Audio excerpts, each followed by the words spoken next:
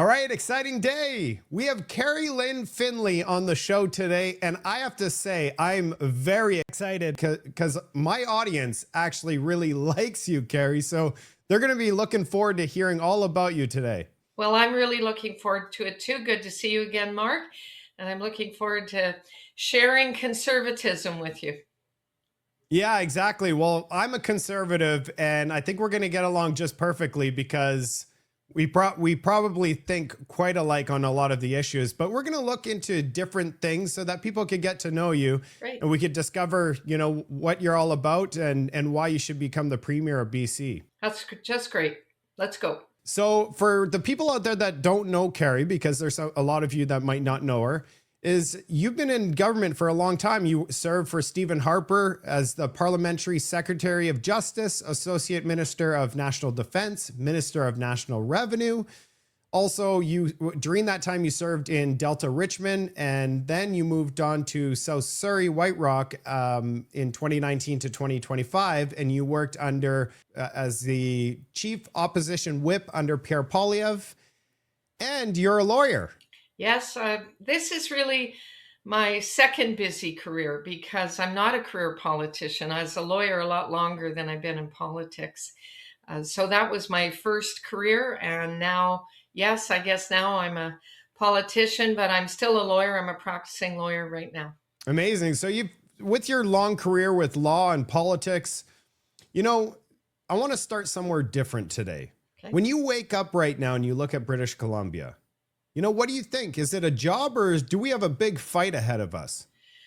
I think we have a really big fight ahead of us. The reason I got into this race is I am so worried for my province. I'm born here, raised here, I've lived here all my life, and I'm the mother of 4 children, and I really worry about their future and their kids beyond that.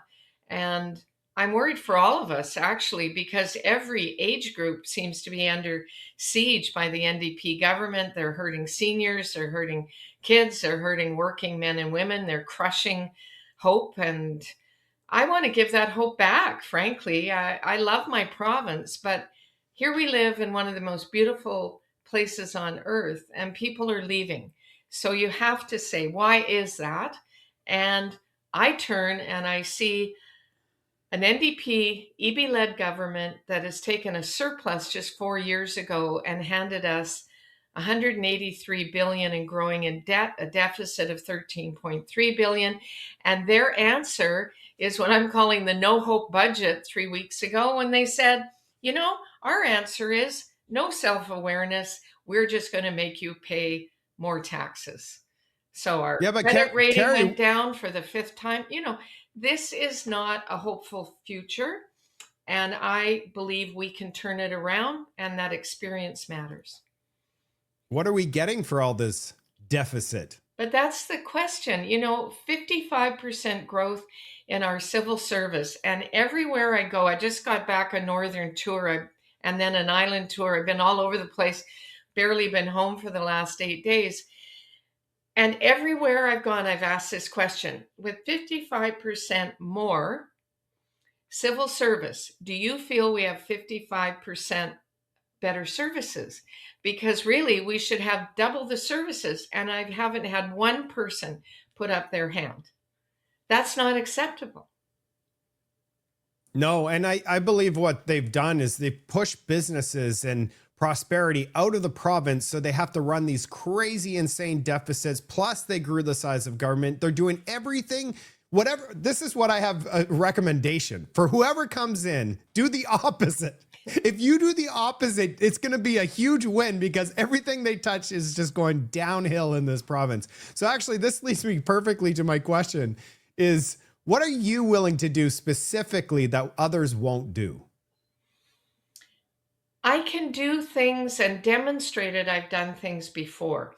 Because when people say, I'm going to do this on day one and I'm going to, change this and change that. First of all, you have to understand the arena that you're fighting in. You have to be a demonstrated fighter. You have to be able to show that you can fight behind enemy lines as a leader. You need to lead by example, be the hardest person working in the room, high energy, motivation, focus. You have to get in there and muck it up. And one interviewer said to me, "Well, you're talking about a lot of change." And I thought, yes, I am. I am talking about real change, 180-degree change. Because, I'll give you an example. When I was Minister of National Revenue, which is administering the finances of our whole country, 55,000 employees under me, very big department. Most people would be very sad to hear that your tax collectors are a very big department of government. The wonderful thing about Canadians is most of them pay their taxes in full and on time. But we were coming out of the 08-09 global recession, which was the worst recession since the 1930s. We had a lot of debt and we had to focus. You had a brilliant finance minister in Jim Flaherty, followed by Joe Oliver. You had a prime minister at the time who was an economist, and you had me with a law background, but now having some time in government, having held other ministerial posts, administering the revenue. And we took a full government, full team approach, all the ministers, all the Conservative MPs, and we started to work on our economic stability and our future. And over the course of a few years, we lowered personal income tax, we lowered corporate income tax, we took GST from 7 to 5%. And I noticed 3 days ago, Carney says we're putting the GST back up to 7%. We brought in income splitting for seniors. They still have the enjoyment, if you will, of that today. We brought in tax-free childcare benefits for the first time to help people with kids under 18. We brought in child tax credits. If your child's in violin or dance or hockey or rugby or whatever, you can get a bit of that money back. We They got got back to a balanced budget and a surplus, and we did it within about 5.5 to 6 years. I was part of that. If I can lead teams for our nation, I can lead teams for BC, my province, my home, and yours, and we can get fiscal sanity back. We've just had our credit rating downrated for the 5th time, and we had a no hope budget, debt deficit. They seem to have no self-awareness of how to turn this around, but I can. I'm the only one in this race who is governed as a conservative. And I think that is important because a conservative lens for governance means that we will increase prosperity. People will have more money at the end of the month in their paychecks, and we know how to move this forward. Yeah. I miss those credits for the sports and stuff. As you said, I'm like, oh, they're gone now. Well, We're these paying are for all of it. everyday expense relief for the average British Columbian. I want to take the tax off of gas, 44 cents a liter, make diesel and gas more affordable so that it's cost less to get goods and services to market, costs us all less to get around. I said I've just been up north. There's no GO trains up north. There's no rapid bullet train going down the main street of Terrace. They need to get around in their cars and trucks. And that's a Yeah. fact of life. The cheaper the energy, the more prosperous an economy and the better standard of living we have. So if you go and start taxing that, I mean, just to get to work, you're going to tax me to get to work. You're going to tax me for my time at work. You're going to tax me when I buy food because it goes into the food. That's right. Everything is taxed to the absolute maximum. And you're right. It's stripping away all of our hope. And to be honest with you, when you look at everywhere else on the world, why are we leading the world in this initiative? And they're saying, oh, the science, even if Canada got to zero emissions tomorrow, it would make zero difference on a global scale. No difference. And so I really like what Pierre has put out where he's like, you know what? We could start selling natural gas to all over the world and displace coal. That's a solution that will make Canada not only net zero, we'll be like 4 times below net zero just doing that one initiative. It's called common sense. What we're doing. Yeah, common sense, not nonsense. And Yeah. what the NDP government does with its virtue signaling and its ideological narrow-mindedness is they're calling our pillar industries, which are forestry, mining, agriculture, and I'm missing one, forestry, mining, agriculture, and fisheries. They're calling them sunset industries. They're actually going to the Union of BC Municipalities meetings and calling them sunset industries. Well, if you take your resource pillars that we're built on and you call them sunset, and then you go about sunsetting them, yes, they're going to disappear. And that's exactly what's happening. I could not believe that we have to look on the news that Atlantic Canada is buying their LNG from Australia.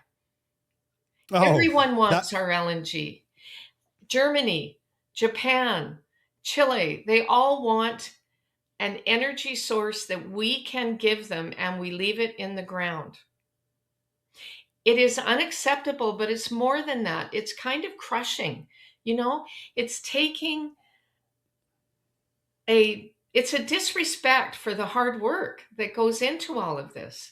And it's saying to people who've worked in these industries all their lives, we don't care that you have solutions. We don't care that you're the experts in this field. We're not going to listen to you because we've got a different path that I don't believe British Columbians ever bought into.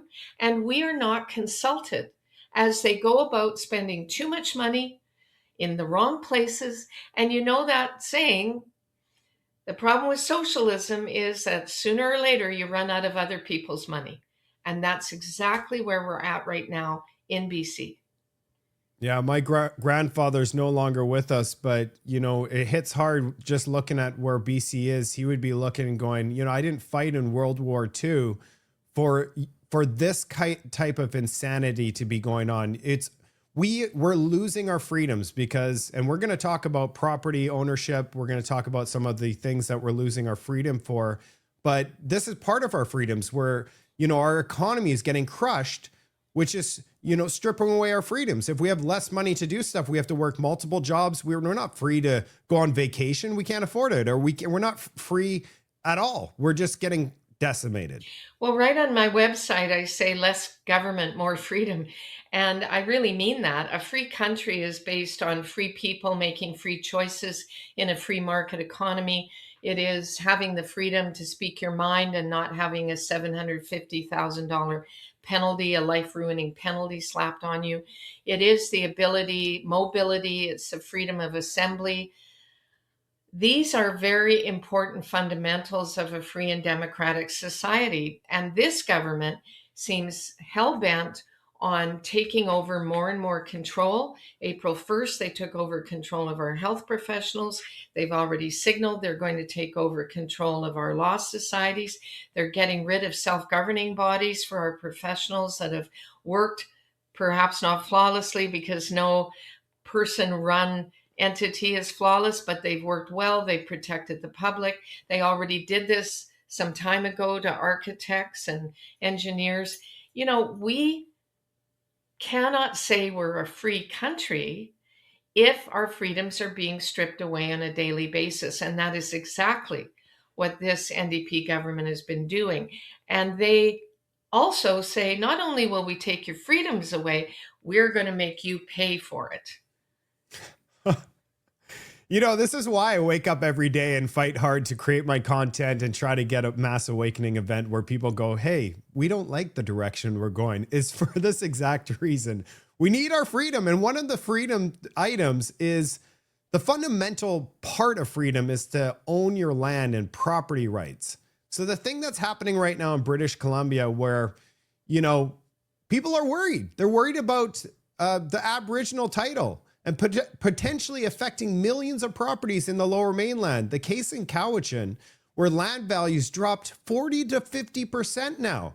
It's a nightmare scenario, and it puts everything that we've done, worked hard, it's just out of control. And so that and there's a lot of people sleeping on this. And the reason they're sleeping on it is because they're doing all of these things behind closed doors. It's not even in the open. Behind closed doors, that's the darkness. That's where the devil works. If you're out in the light, that's where we could all see is transparent. It's truthful. The truth is in the light. So let's talk about that for a moment, because this is the overarching issue throughout our whole province. And you don't have to be a lawyer to be a politician. It's good to have people from different parts of the province and different backgrounds. That leads to robust discussion. And as you said at the outset, conservatives love a good robust discussion. And let's see where we go with this.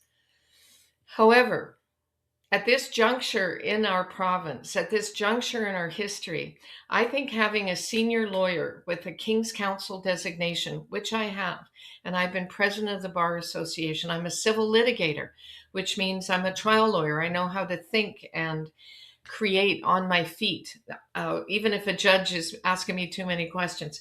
I know how to do this, and I have the parliamentary experience that I know what it takes to shepherd through legislation. I know what it takes to lead the debate.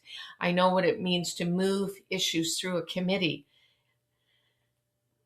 With this particular situation, a lot of people think that the Cowichan decision, because it was based out of Richmond, only affects the properties in Richmond, and that is not true. It is a BC Supreme Court decision, which means it applies to our whole province. And one of the most telling things in that decision was when the judge said neither the federal government nor the provincial government provided any argument whatsoever nor presented any evidence on the supremacy of our land title system. Therefore, those arguments were not before the court, and the court cannot make up arguments. They have to go with the evidence and arguments before them. Both our levels of government have abandoned the field on this. And here's the issue. When you see in any court decision that it says the Crown versus, the Crown is not King Charles. The Crown is the government of the day. The government of the day is the one that hires the legal team and instructs them on what arguments to make and not to make. And they have told their lawyers not to make the arguments which 95% of us wish they did, which is Supremacy of Our Land Titles Act. I have a lived and litigated experience on this. In the late 90s, or really mid to late 90s, I was widowed. I was a single mom with a 6 and 7.5-year-old. My parents said, "We'll help you." I'm one of 6 kids. My dad was an electrician. I grew up in small town Vancouver Island, but came over to UBC at 16. I was 2 grades ahead to get my degrees. I became a lawyer at 23. I was the youngest in my law class at the time, and started a very successful career. But at the age of 34, I was suddenly widowed, 2 kids, and my parents said, "We'll help you." And we bought land, a home on leasehold property in Musqueam in South Vancouver. It had been a peaceful community for 24 years. The realtor said, "Look, it's really no different than living on fee simple off reserve. You pay your taxes to the city of Vancouver." That's the way it had been for 24 years. 1 year after we moved in, the government said, "We're changing the taxing authority from the city of Vancouver to Musqueam." No consultation, no pre-warning, stroke of a pen, it's done. Then the BC government said, "Musqueam, you don't have to remit on the property taxes the way the city of Vancouver does. No 50% for schools, no 8% at the time for a regional levy. You keep it all." Then the BC government said, "We are going to change the BC Assessment Act." And they changed it so that no longer would those homes be assessed on fair market value. Now they were going to be assessed as though they were freehold or fee simple off reserve. So the amount of our property taxes doubled, tripled, and even quadrupled. Our market value stayed the same, but properties in Vancouver on freehold were going up. So now you're paying way more in property taxes. Then there was a dispute, and anyone could look this up. Go to the final decision was 2000. And in this dispute, because we resisted the increase, we offered on average $8,800 per household a year, and Musqueam demanded $36,000 a year. Very few people can add $3,000 a month after tax to a tripled property tax and the mortgage payments they're already making, even then and even now. So we resisted. When we resisted, they sued us.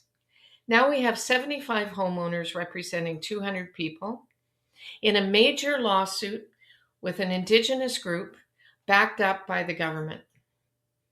They paid for all their lawyers. I remember the legal team. The guy leading it was a King's Counsel at that, or Queen's Counsel then, but at that time I was a young lawyer and I hadn't achieved that kind of success yet. But I was a litigator and I cared about my neighborhood and I cared about my community. So I led the fight. So now I'm both a mother, I've remarried, I have 4 kids now, and I'm a practicing lawyer with a busy practice, and now I'm leading the charge for the community. We went to the BC Supreme Court, we won. We went to the BC Court of Appeal, we lost, and then it went to the Supreme Court of Canada where we won. But that took years. It cost the neighborhood $1.5 million in legal and appraiser fees, expert fees, that we had to pay ourselves. And even when, at the end of the day, Musqueam lost and they were assessed costs of about, as I recall, $370,000, the government cut the check. So they took no risk. They took us through years and years of court. It took a heavy toll financially, mentally, health-wise. Some people lost their homes, went bankrupt. Seniors who had to go into care had to go into lesser care because they didn't have the equity in their homes to use. Why? And this is so relevant to the issue today. Because appraisers stopped being able to appraise a fair market value. They didn't know what Aboriginal governance and title really meant. They didn't know how to assess it. And so they stopped giving appraisals. When there's no appraisal, the banks, credit unions, lending institutions will not lend. So you couldn't renew your mortgage, you couldn't refinance, and you couldn't sell because most people still need a mortgage to buy. And this went on for years and years and years. I think the house, you're living in your house, but your house has no value. And you hear the government today in Musqueam, and even I heard a recent broadcast today on radio saying, we're not after your title. We're not going to take, well, they don't need to. A title at the end of the day is just a piece of paper with your name on it. What it represents is your hard work, paying down a mortgage, scraping the money together. Maybe you had a bit of an RSP, but you used it to get your first time, home buyer's credit against your RSP. People in British Columbia don't have a lot of extra money. 40% say they're $200 away from insolvency at the end of each month. This is a time when we have $200,000 a month in food banks. They don't need to take your title. What they can do and what the circumstances and uncertainty can do is suck all the equity out, and it's an asset confiscation. So we need to fight, and we need to turn this around, and we need a government that's going to hire lawyers to win for the Crown and who are looking out for the interests of all British Columbians, not less than 5%. It's dividing us between the 5% and the 95%, and it's also dividing us between Aboriginal groups, because now they're thinking, I got to make a claim before the group next door makes a claim, and we have already land claims covering 110% of our province. We need to turn this around. So when a broadcaster says to me, well, you're talking about a lot of change, I say, yes, I am. And we got to do it together. We got to do it as a team, because no one person can do it. But you need to be led by someone who has the experience to know, bang, we got to do this day one. We got to have a plan. And we have to execute on that plan, not just talk about it. Yeah, you appear fired up, and I'm getting fired up too. I like it because I mean, we need someone like you to solve this, because the issue is so catastrophic. And you know what? For the people that are listening across Canada, you think they're going to stop at BC? BC is the testing ground. If we don't win in BC, the rest of Canada, we're in big trouble across this country.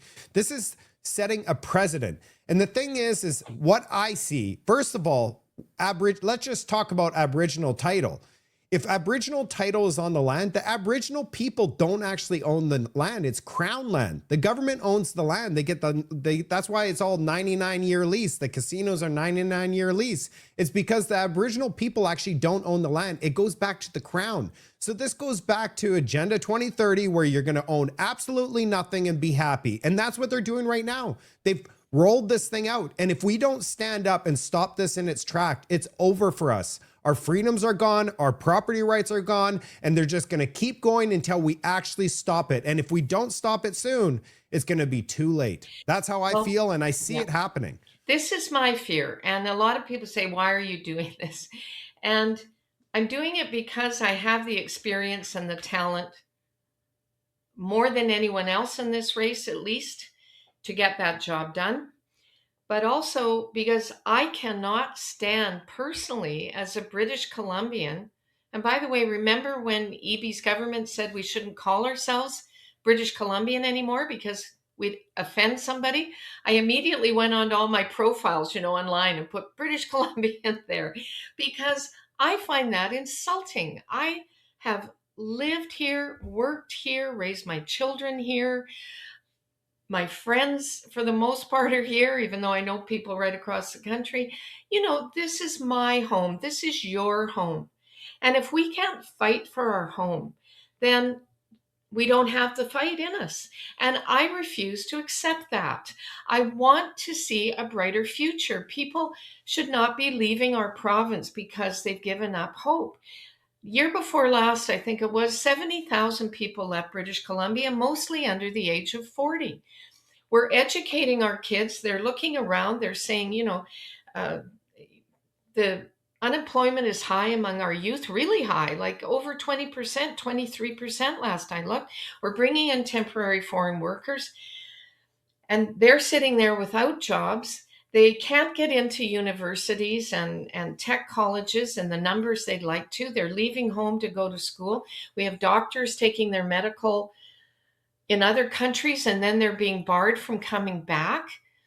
This is insanity. I think, for instance, on healthcare, which is a shambles, we should bring back all those doctors and nurses we pushed out because they didn't get COVID jabs. Yeah, We're good not idea. mandated to get those now. Why aren't we bringing them back with open arms and saying we need you back home? But they're With not. They're back pay barring too. them. They're stopping them from coming home. This isn't Yeah, freedom. I think we should pay them for all the time they lost as well. What they did there was completely wrong in every way. It just destroyed lives. What they did in the pandemic was not right. I believe in freedom. So if you want to go outside and get sick and potentially face those consequences, it's up to you. If you want to stay at home and stay safe and sanitize everything nonstop and wear a mask inside your car and wear a mask in your home, do it. But if you don't, then don't do it. Like, where's our freedom? They say, no, well, we know better than you. Just stay at home. We're trying to, and then what they did is we're still dealing. You just said 21% unemployment rate with our youth. It all stems from continuously doing the wrong thing for this province. And one thing that really bothers me is these land acknowledgements. And the reason they bother me is because it's almost like an insult to the First Nations, because they have to relive the trauma of us stealing the land. We're saying, oh, we stole your land, but we're not going to be giving it back. Like, it makes zero sense to me. Well, also, you get back to free choice here. And I have been an elected official over a span of 14 years. I've served 10, both in government and in opposition, so I know how both work. And I have never done a land acknowledgement. I have been at many, many public events. The most I've ever said is thank you for welcoming us to your traditional territory.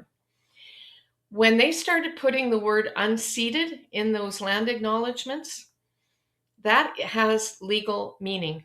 And every time that you reinforce that and reinforce that, you reinforce the scenario that somehow those of us who are not Indigenous, the 95% of British Columbians who are not, that somehow we stole their land.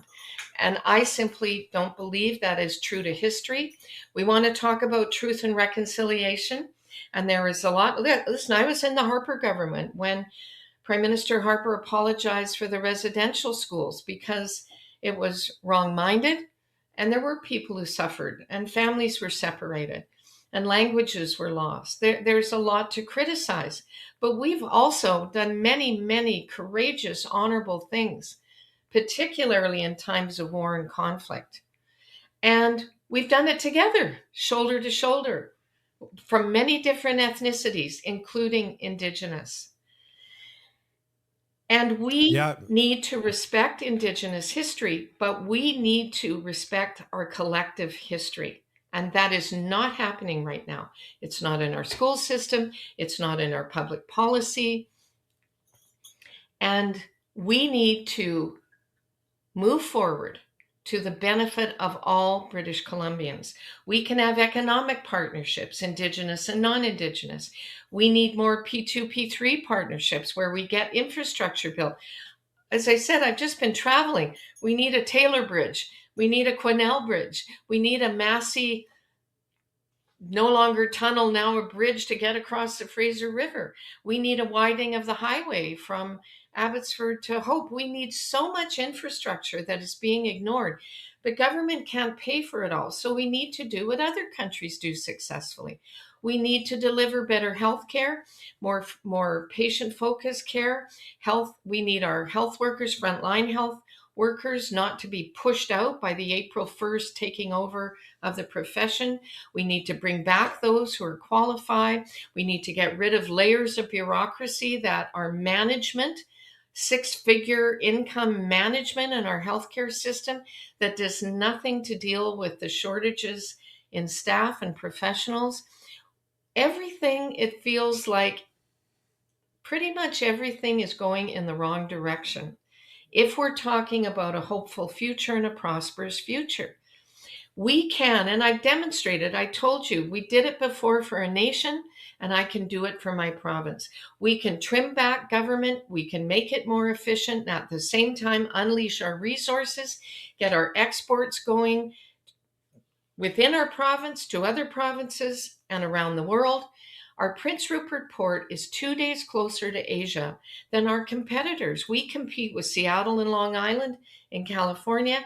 We take 2 days off the cost of transit just by taking goods out of the port of Prince Rupert. We have so many advantages. And the resources are God-given. You and I didn't put copper in the ground. It's there, and it's there for our citizens to be prosperous. About a week Yeah. ago, 2 weeks ago, maybe now, I saw an American commentator, and he said, and it's interesting, it's from the outside looking in, that Canadians have a resource wealth per capita of $800,000 per person. And he doesn't know any other free and democratic society that chooses to invest in ideology instead of the prosperity of its citizens. And he's right. Yeah, he's right. It's unbelievable. We should be Saudi Arabia. We should all be Yes. Nope, no, like 12-hour waits in hospitals, having hospitals closed in the north. We got to fly people to, like, it's just unacceptable what we've done in this province. As a lawyer, and evidence is important, burden of proof is important, rule of law is important. When it comes to this Kamloops, the graves, I'm really wondering, like, we sent 23 million to get should we not get verified evidence here? Or, how do you balance compassion, families, and this whole situation? Well, on top of that situation, we now have the Kamloops band having laid claim to the whole city of Kamloops. Oh, So, yeah. This is where one of my competitors is from. He represents that area. He was the mayor up there, and he says he's going to get rid of DRIPA. He voted for it in the first place. I mean, people who voted for these things, how are they going to be the ones we can trust to get this turned around? If you're the vice president of the Liberal Party and then the United Party, when they are voting for DRIPA and you're praising safe supply, and you're saying that people like Laurie Thronis, his views, Christian views, and against gender ideology in our schools is abhorrent to you personally, and if you were an MLA who voted for all these things, well, then how are you to be trusted to be the ones to turn it around? When it comes to truth and reconciliation, truth works both ways. Hmm. And we need to know the truth. Yeah, And we do. we've been carried way, way too far down the public policy path with assumptions instead of knowing exactly what we're talking about. Like I said, I was part of the cabinet of Stephen Harper's government when he apologized, and we agreed with him on residential schools where they caused harm. But to take it to a point where it is promoted and not proven in several areas, that does not work, because we're now talking about making public policy based on, like I said, assumptions, surmises, and emotion. And, we can all be emotional. We all get tears in our eyes. You know what put tears in my eyes the other day? I was at a meet and greet in Abbotsford, and a mother said, with tears in her eyes, my daughter, just 3 weeks ago now, because this was about a week ago, so it was 2 weeks then, was in full labor and went to Langley Memorial Hospital. And the staff asked her if she'd had the 2 COVID jabs. She said no, and they turned her away. And she No had to go way. home and have her baby on the floor of her house No way. So today, this is three a thing? weeks ago. No way. And that That's unreal. new grandmother was crying. I'll never forget that story. I'm a mother of 4. I know what that means. I know how danger it is when you're How could about they to have ask that bring a at new life into 2026? the world. It How could is they ask that outrageous. Outrageous. it's 2026? How could they ask that? Who cares? Who cares? We are not under any vaccine mandate obligations. I never believed in the vaccine mandates in the first place. If you want to take those jabs, go ahead. If you didn't, you shouldn't have lost your job and lost your place and not been able to walk into the halls of the legislature and parliament. But that's what happened to us. And to have this now, just a few weeks ago, and put a mother and her child in great jeopardy, I am sick and tired. I'm saying enough is enough. Let's get going in a completely different direction. And yes, I am talking about change. Good. Good. I can't believe this story. I mean, I'm in shock right now.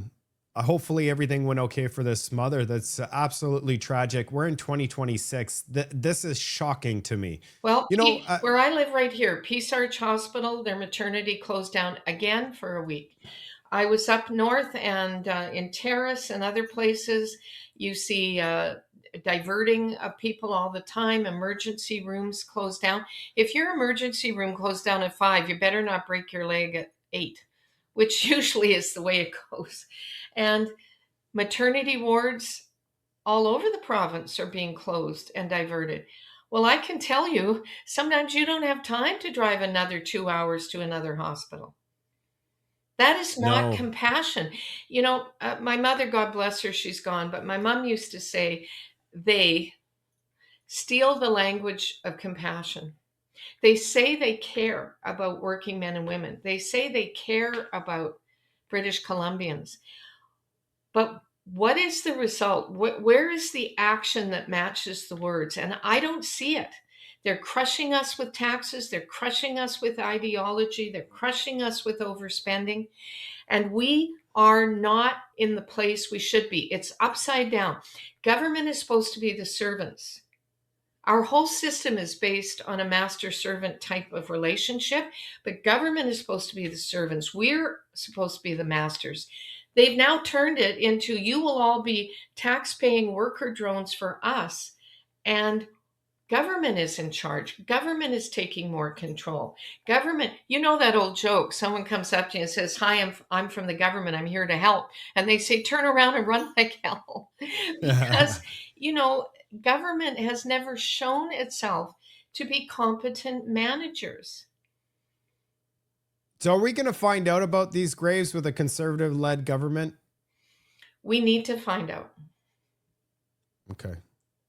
Yeah, I mean, the whole thing went global as a genocide, and Canadians are so wrong, and you know, our history is dark when we have so much to be proud of. We built a great nation with wonderful people, multicultural. Everybody, we should be the richest country on planet Earth. What we've done is we've elected these people through, like you said, ideology, you know, bad ideas, incompetence. We don't have paper trail for any of the money we send anywhere. It's out of control. It's time for change. And I hope that people are waking up and watch this interview, because this is a pretty good interview. I'm excited to be able to share this information with people, because it's refreshing to talk to somebody that speaks common sense. I have to say, Carrie, thank you.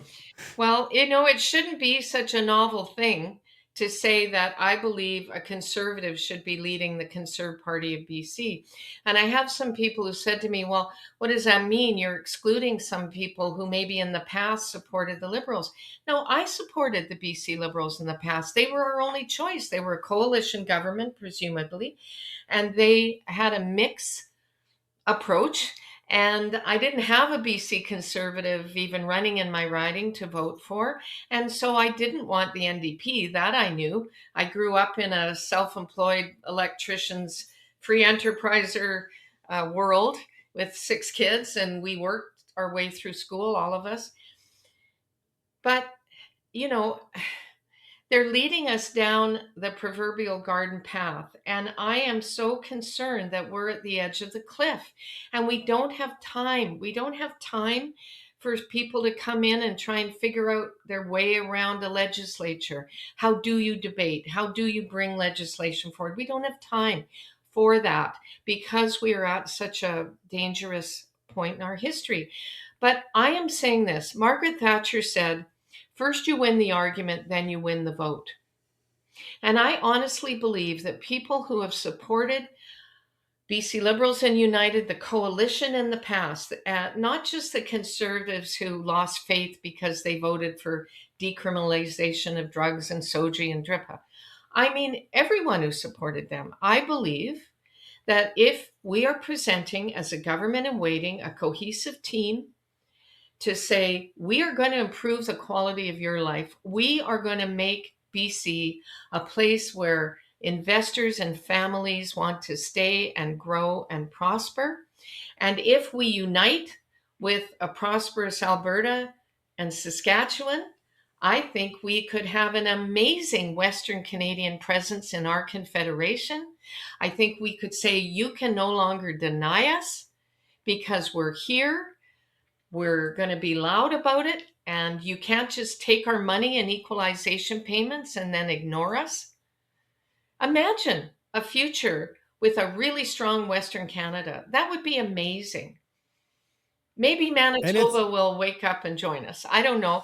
You know, a couple of weeks ago, the government there took the PST, which here is 7% off of groceries and food. I want to do that here. Let's make everyday life, everyday essentials more affordable while we are bringing in those government efficiencies. You know, raise revenue, lower your costs, then you can bring the taxes down. There's so much to do, though. There's a lot of work, but we can do it. And my time, by the way, as whip was in a caucus 3 times the size federally with the same mix of people. We had libertarians, we had pro-life, pro-choice, we had people who said, I'm a fiscal conservative, but a social liberal.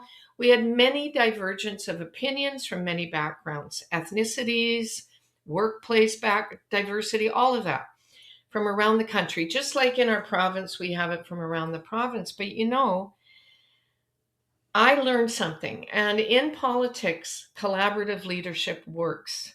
You're not a boss who comes in and says, you work for me, you do it my way, because they're not. Every MLA is really their own sort of little self-employed franchise, if you will. They're voted in their riding. They have their own staff. They have their own office. And then they choose to work together under a common banner. If you can achieve 80% commonality, you can move forward. And we did this. I had no floor crossers in my time as whip. And I know some of those people, well, I know all of those people who crossed the floor. But in my time as the whip, I paid attention to each and every member. I'm sure they're still trying to do this, but whatever it was in my style, it worked. And Man, I wish you were there. I have to and say, I wish well, you were there. We needed you. yeah. However, I'm not. And I Yeah. really want to do something for my own province. You know, I Yeah. always have fought for British Columbia. If you look back in my videos, my speeches over 5, 10, and more years, I was always fighting for home. Now I want Yeah. to do No, it in my home. maybe it was a blessing you didn't end up in Ottawa. We need you here in BC. We need real change. So I applaud you for fighting for BC residents, because you don't have to do this. And it's really nice to know that you care so much. At your age, you're like, you know what? I need to step up and get the change for my children and all of the children and all the young people in this province. We have about, let's say, 10 minutes left. So I have a few more questions I got to get through before we finish this thing. So I'm going to just throw 3 of them quick at you so that we could just pound through them. Is the drug crisis and the crime and public safety. It's out of control in this province. What will you do in the first 90 days to fix this? And what can we do to change? You know, the last 10 years has not worked. We keep doing the same thing. It's getting worse. It's getting like, I took my son on the SkyTrain and somebody was using smoking something in front of us. And I'm like, you know, my kid, he's just a little guy. Like, it's out of control. When I first went into federal parliament in 2011, I was made the parliamentary secretary to justice by Prime Minister Stephen Harper. And it was my job for the next 22 months to shepherd through an omnibus justice reform bill called the Safe Streets and Communities Act. And what those various laws did was target violent repeat offenders. Violence went down 38, I believe it was about 38% in Canada after that act went through, because we had more deterrence built into the system. The NDP and Liberals have pulled back on almost all of it. And what do we have? You get in your car, you listen to the radio, or you watch news, and a police officer's been killed. Someone's been egregiously harmed. And it's by someone who was just arrested and released on a violent crime 2 or 3 months ago. Domestic violence is a real problem in our society. Again, people are charged, but they're released. Here in Surrey and around the Lower Mainland and in the North, we have extortion issues. We have foreign nationals being charged with extortion and then they claim asylum after they've been here already. Our asylum system is set up for people fleeing persecution when they first step on our soil. It is not meant to be abused for 3, 4, 5 years by people who have done Canadians harm. We need to get a grip on this. Now, unfortunately, this isn't all a provincial jurisdiction. The provinces are responsible for administration of justice, but the criminal code is administered by the federal government. So you have to work with other levels of government. Who knows the federal government, how to get around, who to talk to, how to promote BC interests better than someone like myself who's been there and who's done it. But here at home, under a previous NDP government, Ujjal Dosanjh was the AG, they changed the threshold for charges in BC. BC and Quebec have the highest thresholds for charges. He changed it, and their government changed it from a reasonable likelihood of conviction to a substantial likelihood of conviction.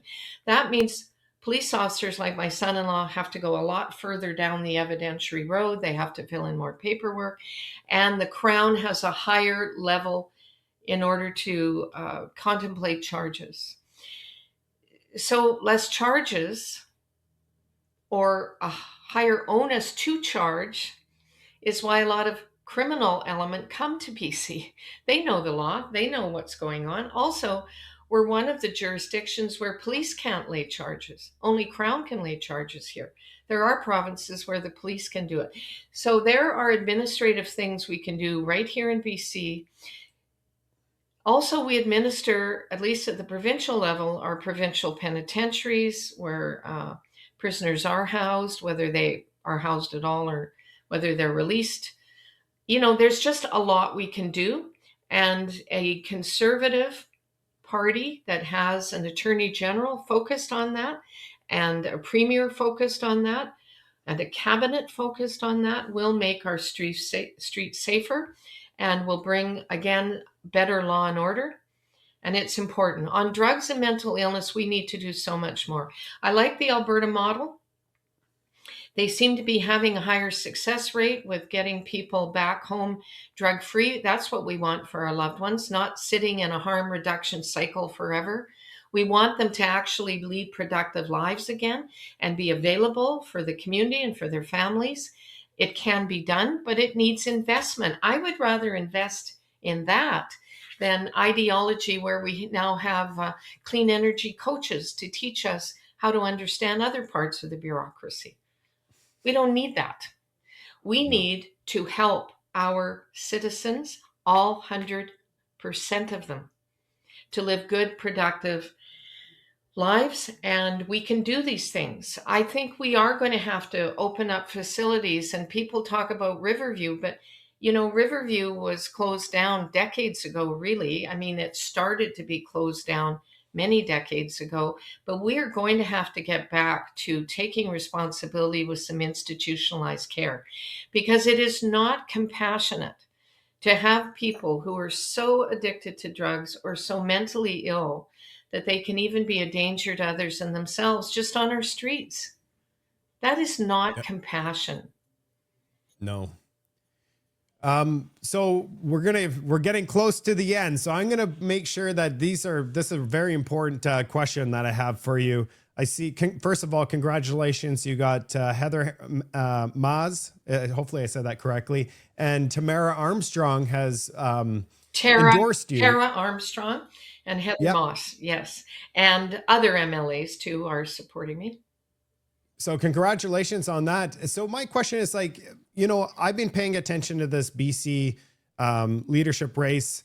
I do these interviews. It's no financial benefit to me. It's just so that I want people to know, make a choice. We need change in this province. So I'm doing it for the province and for the people. I want people to get to know the candidates. One thing that I noticed about your campaign is you didn't have the backing like the other ones, and social media and the whole thing. It was a slow rollout. Now thank you so much for coming on to my show, because I want to give you the spotlight so you have an opportunity to speak to the people of BC. So I appreciate you doing that. So I guess I have that part of the question is the horsepower. And then with your experience with Pierre Poilievre and Stephen Harper, have you talked to them about endorsements? Because that would be huge if they came out and endorsed you in this campaign. So yeah. Well, I got into the race a bit late because my husband, who's the sitting MLA for Surrey South, has had throat cancer this last year. And we were very taken up with the BC Cancer Agency and his care all through the summer and fall. And until I knew that he didn't need further surgery and further support in that regard, I didn't want to move forward, even though people were talking to me for months. So we got the go-ahead. He's cancer-free January 13th. So soon after that, I got going. We have a lot of rules and restrictions in this race, including how we are supposed to raise money. And we are supposed to raise money only through donations, which are not tax receivable, into the race. And I'm following the rules. I'll just lay that out there. Because I believe in ethical government, and I believe in living my life professionally and personally with ethics and high honor. Because how do people trust you unless you haven't changed your mind 5 years ago and 10 years ago, unless you're voting true to yourself and your ethics, and How did unless you run Elliot? your campaign that way. So this Yeah. is part of why I'm where I am. But wow, I am so excited about the momentum. My bid is at the strongest point it's ever been. I'm getting more and more endorsements every day. I have people from all walks of life coming on board and saying they want to be part of it. I have members signing up. We only have, by the way, till tomorrow at 5 p.m. If you're taking out a new Yeah, membership sign up, to do guys. so. Everybody get a membership. So $25 is a 4-year membership. So that get it in before, I believe, noon tomorrow.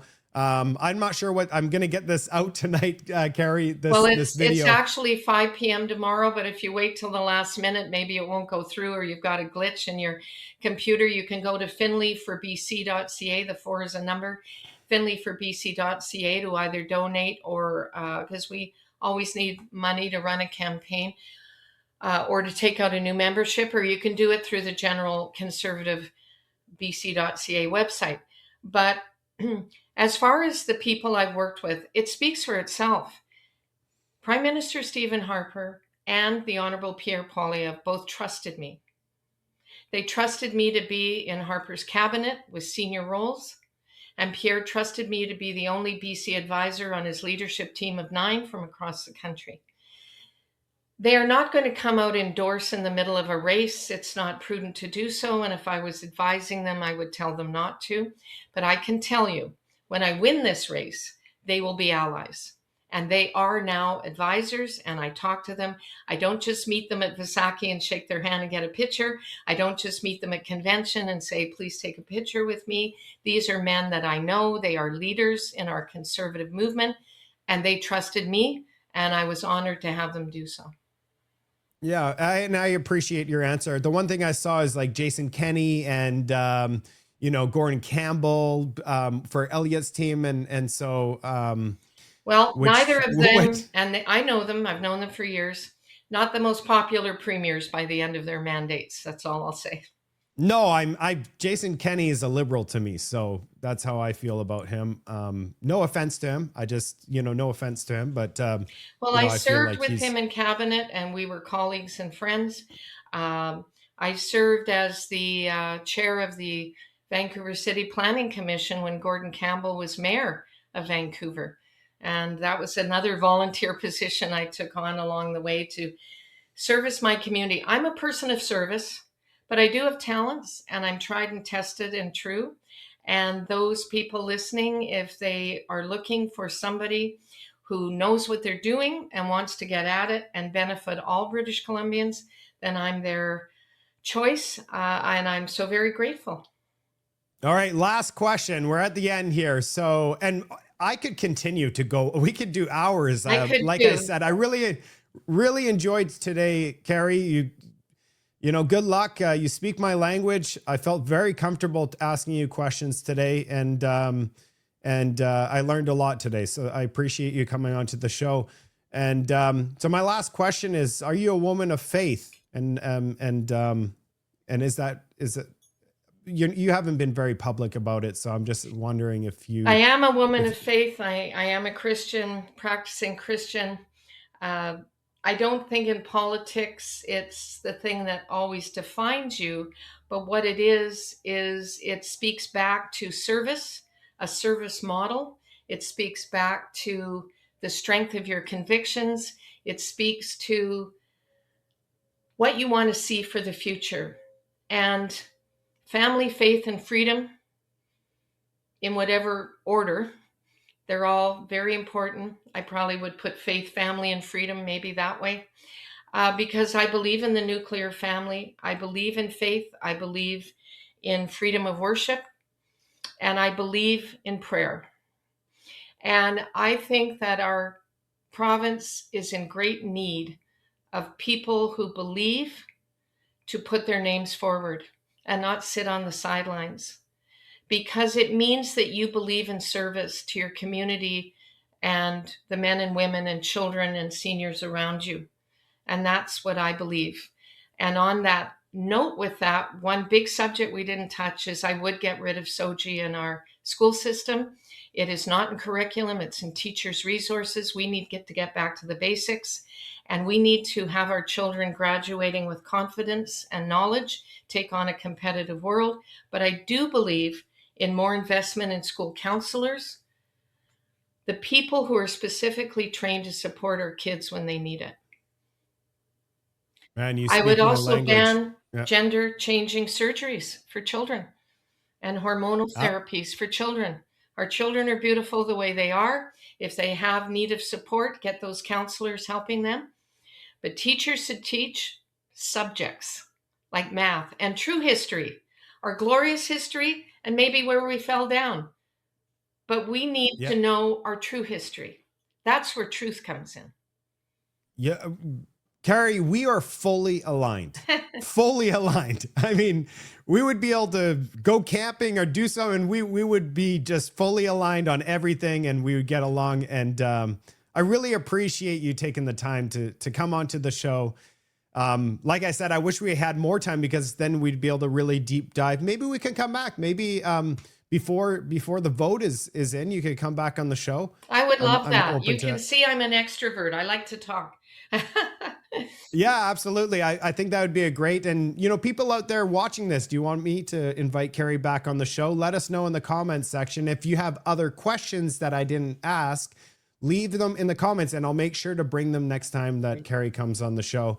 And thanks for getting those last little bits, because education, I have little kids, and so that is so important to me. You definitely hit it perfectly for me. And yeah, faith is definitely a big reason why I'm stepping up and doing this content for Canadians. So it resonates, and I appreciate you for stepping up. appreciate you. I appreciate what you're doing. It's not easy to come on and throw these subjects around and do your best to navigate with new guests and different perspectives, but you do it, and I'm really pleased to have had this opportunity today. And if I'm invited, and if your audience would like to hear more, we'll do it. Perfect. Okay. Have a wonderful day, Carrie, and thank you.